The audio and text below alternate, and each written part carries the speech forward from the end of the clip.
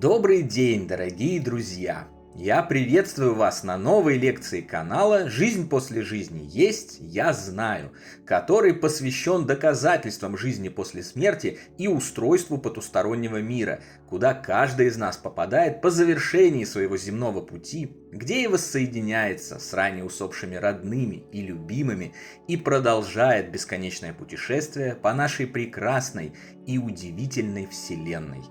Дополнительную интересную и полезную информацию за пределами лекций, ответы на ваши вопросы о жизни после смерти, мини-влоги о моей жизни и даже приятное и позитивное общение в чате вы найдете в нашем телеграм-канале. Ссылка на него в описании видео и на экране. Добро пожаловать! Сегодня мы узнаем, что такое автоматическое письмо. Разберемся, как с его помощью можно связаться с миром умерших людей, получить с того света ту или иную информацию и какие опасности могут подстерегать исследователя и экспериментатора на этом пути.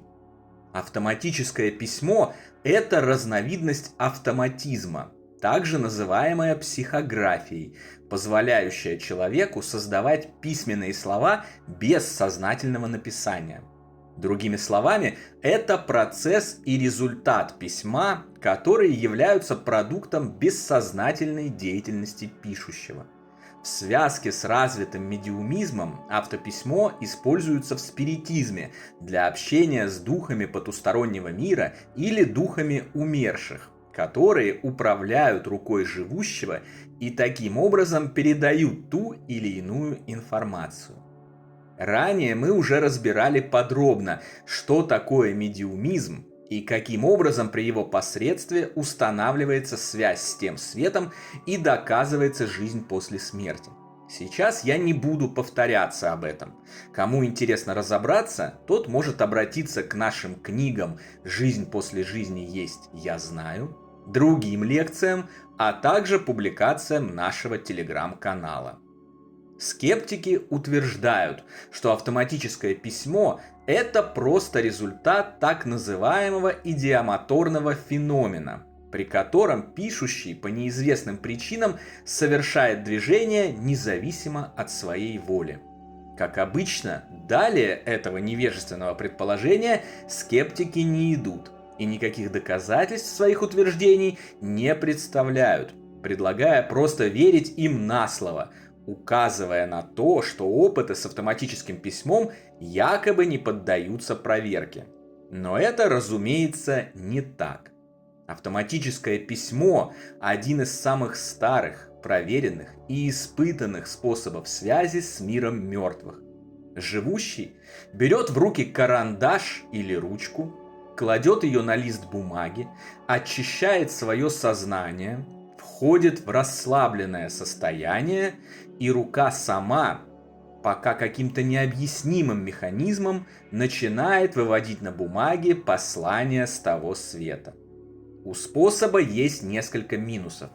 Во-первых, было замечено, что в ряде случаев послания от усопших являются посланиями от сознания самого пишущего. Во-вторых, как и любой другой инструмент связи с тем светом, автописьмо при несоблюдении техники безопасности может привлечь неприятных сущностей с той стороны, которые затем будут надоедать своим присутствием, сбивать с толку, прикидываться другими личностями или поставлять ложную информацию. Я некогда попробовал автоматическое письмо и сразу отверг его, так как однозначно увидел, что возникающие помехи в виде моего собственного подмешивающегося к делу сознания исключают возможность получения достоверной информации. А это, разумеется, для меня недопустимо. У меня очень активное сознание, поток мыслей практически никогда не останавливается. Мне трудно очистить его, остановить мысленную активность, войти в медитативное состояние. А это является обязательным условием успеха автописьма и установления достоверной связи с потусторонним миром вместо своего же собственного подсознания. Мне неоднократно встречались люди, которые ведут диалоги со своими усопшими мужьями, женами и детьми посредством автописьма. При более глубоком общении с этими перципиентами я, к сожалению, выяснял, что они занимаются самообманом и разговаривают сами с собой. И все же, как и в любом другом случае, отдельный неудачный опыт еще не говорит, что способ не работает совсем. Люди с развитыми способностями, умениями очищать и заглушать свое сознание, действительно общаются с потусторонним миром через автописьмо. За последние 150 лет это было довольно неплохо изучено и исследовано, неоднократно проверено и подтверждено фактами. Написано множество книг, в которых перципиенты автоматических сообщений с того света излагали полученную ими от своих ушедших туда близких информацию. Она по большей части совпадает с другими источниками и согласуется между собой. Я отобрал для вас лучшую литературу со знаниями, сформированными через автописьмо, и разместил этот перечень в нашем телеграм-канале, а также здесь, на вкладке «Сообщество». Прочитав эти книги, вы сами сможете убедиться в этом, научиться основам автоматического письма и при желании попробовать его. Удивительно, что достоверная и проверенная информация, полученная посредством автоматического письма, почти полностью повторяет те сведения, которые получены другими способами связи с тем светом о его устройстве. Противоречий не так много, хотя исследуемая область трудно поддается пониманию, и их могло бы быть гораздо больше. Но это не так. Духи продолжают повторять почти одно и то же на протяжении веков.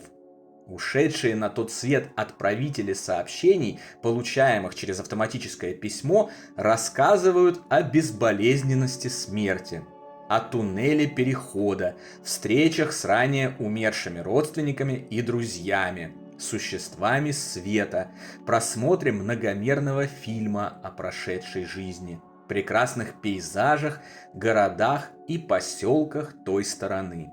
Мы видим все те же лечебные заведения, позволяющие восстановить поврежденную за время жизни на Земле энергию, душу, школы и лекционные залы, библиотеки. Узнаем о детях, которые на том свете растут до состояния расцвета, в котором затем и остаются, и о стариках, которые наоборот постепенно возвращаются к молодости.